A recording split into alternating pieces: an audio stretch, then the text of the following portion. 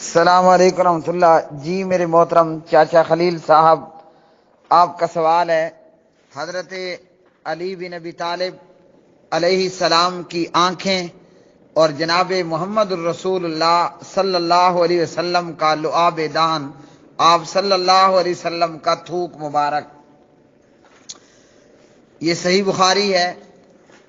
صحیح بخاری کے اندر کتاب المغازی ہے، باب غزوتی خیبرہ، غزوہ خیبر کا بیان ہے، خیبر کے مارکے کا بیان، جب پیارے نبی علیہ الصلاۃ والسلام نے یہودیوں کے شہر اور ان کے علاقے خیبر پر حملہ فرمایا۔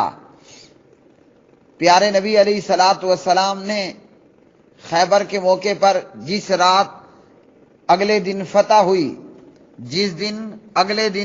ہوئی، اس فتح والی رات میں نبی علیہ الصلاۃ والسلام فرماتے ہیں لَأُعْطِيَنَّ هَذِهِ الرَّايَةَ غَدًا رَجُلًا يَفْتَحُ اللَّهُ عَلَى يَدَيْهِ يُحِبُّ اللَّهَ وَرَسُولَهُ وَيُحِبُّهُ اللَّهُ وَرَسُولُهُ۔ راوی ہیں اس حدیث کے حضرت سہل بن سعد رضی اللہ تعالی عنہ، فرماتے ہیں کہ نبی علیہ السلام نے خیبر کے دن فرمایا، میں کل یہ جھنڈا ایسے شخص کو دوں گا، میں کل یہ جھنڈا ایسے شخص کو دوں گا کہ جس کے ہاتھوں اللہ تعالیٰ فتح عطا فرمائے گا، اور یہ شخص جس کو جھنڈا دیا جائے گا وہ شخص اللہ تعالیٰ اور اس کے رسول صلی اللہ علیہ وسلم سے محبت کرتا ہے، اور اللہ تعالیٰ اور اس کا رسول بھی اس سے محبت کرتے ہیں۔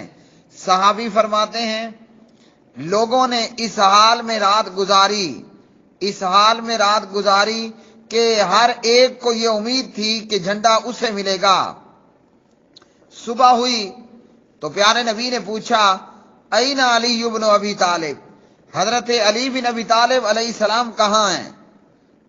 آپ کو بتایا گیا فقیل ہوا یا رسول اللہ صلی اللہ علیہ وسلم، اے اللہ کے رسول، یشتکی عینیہ، حضرت علی رضی اللہ تعالی ان کی آنکھوں میں شدید درد ہے، ان کو اشوب چشم ہے۔ تو پیارے نبی علیہ الصلاۃ والسلام نے حضرت علی کی طرف بندہ بھیجا، حضرت علی کو لایا گیا، اور پیارے نبی علیہ الصلاۃ والسلام نے حضرت علی رضی اللہ تعالی عنہ کی دونوں آنکھوں میں اپنا لعاب دہن ڈالا۔ فبصق رسول اللہ صلی اللہ علیہ وسلم فی عینیہ ودعا لہ، آپ نے اپنا تھوک جناب حضرت علی علیہ السلام کی آنکھوں میں ڈالا اور حضرت علی رضی اللہ تعالی عنہ کے لیے دعائے برکت فرمائی۔ تو حضرت علی کی آنکھیں ایسی تندرست ہوئیں کہ گویا ان آنکھوں میں کوئی درد، کوئی تکلیف تھا ہی نہیں۔